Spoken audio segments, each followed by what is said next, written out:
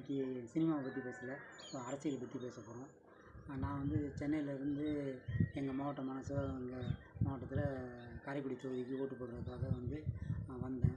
நான் பெரும் கஷ்டமாயிடுச்சு. பயங்கரம் இப்போ எதுவும் பஸ்ஸு கிடைக்கல, பயங்கர டிராஃபிக்கு, நம்ம கரெக்டான டயத்தில் நம்ம ட்ராவல் பண்ணி இங்கே ரீச் பண்ண முடியல.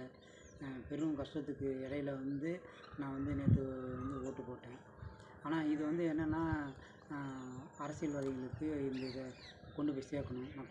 மக்களும் சரி, அரசியல்வாதிகளுக்காலும் சரி. இது இப்போ டிஜிட்டல் உலகமாக இருக்குது. இந்த டிஜிட்டல் உலகத்தில் இப்படி வாக்காளர்களையும் மக்களையும் இப்படி அலைய வைக்கிறது நல்லது இல்லைன்னு நினைக்கிறேன். ஏன்னா இப்போ நான் சென்னையில் வாழ்ந்துட்டுருக்கேன்.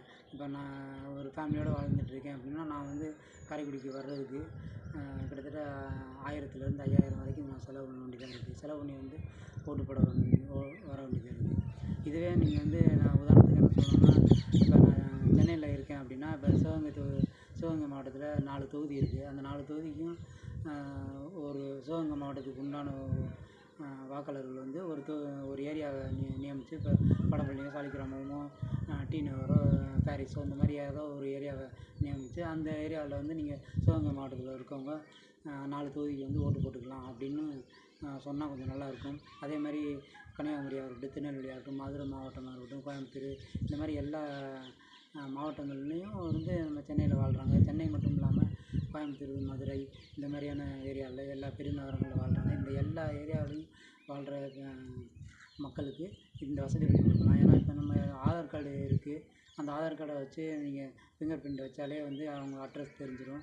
அது உண்மையான வாக்காளராக நம்மளால் கண்டுபிடிக்க முடியும். அப்படி இருக்கும்போது இதை ஈஸியாகவே கவர்மெண்ட்னால் பண்ண முடியும்.